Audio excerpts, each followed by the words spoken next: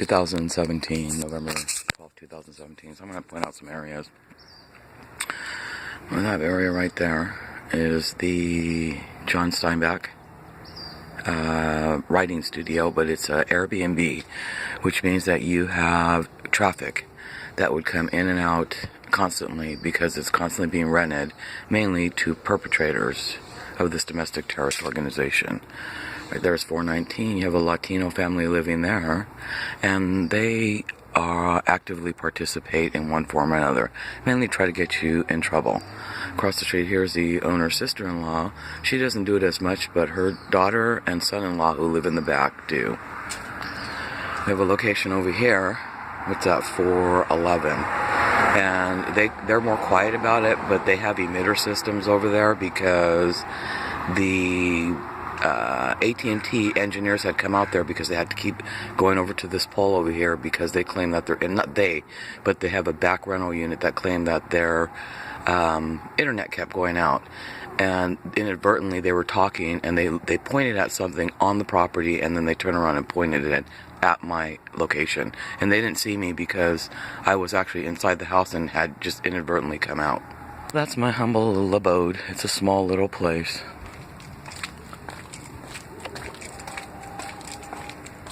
Right here is as a drive area that goes up into an alleyway that goes off to the other side of the street there. Oh, but wait. The reason why is because, as you notice, there's obstruction of the alleyway here because we have these perpetrators that live over here who seem to think that it is okay to obstruct an alleyway. Yesterday, the incident happened at that location right there, where that's a relative of my home.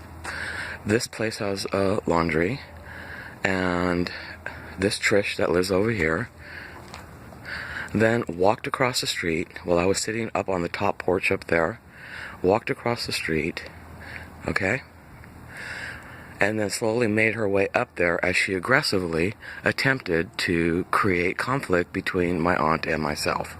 So let's go meet Trish and Sean, or at least identifiable information to the property. So as you can see, here's my place, here's their place. Okay?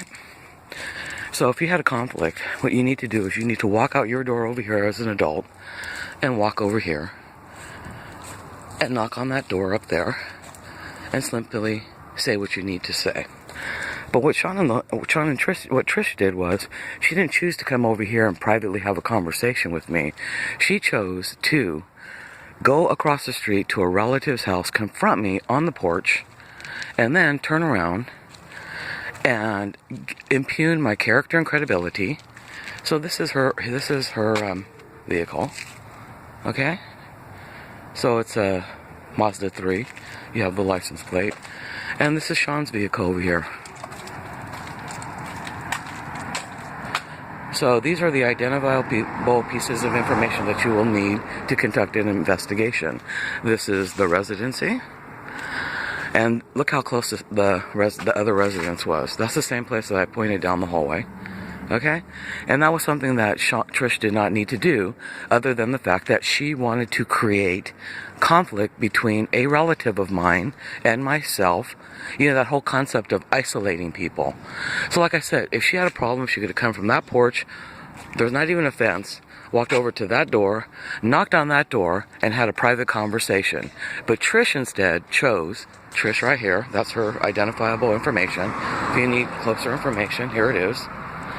What Trish chose to do was walk over to that house over there where that's a relative of mine while I was sitting on the porch of that house with my aunt to create negative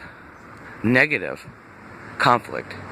So how does someone who wants to create a truce with someone walk instead over to where I reside, knock on that door, and have a private conversation with me, instead wish to go over to that other residence in order to humiliate me, to character and credibility assassinate me, and then turn around and try to act like she was the innocent victim in all of it?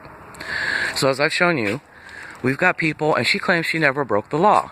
Well, those neighbors over there that have that Honda Pilot sitting in the middle of an alleyway that's obstructing the alleyway would claim to you that they've never broken the law either. So this is just to document for legal purposes that people, when you are a target, those neighbors don't have the gall, they don't have the nerve to come over to your house and simply knock on your door. They would rather publicly humiliate you with a member of your family or your friend and try to make you look bad and make themselves look good. But the main goal of what they have done, which Trish and Sean have done over here, was to cause a conflict between a member of my family and myself in order to destroy relationships.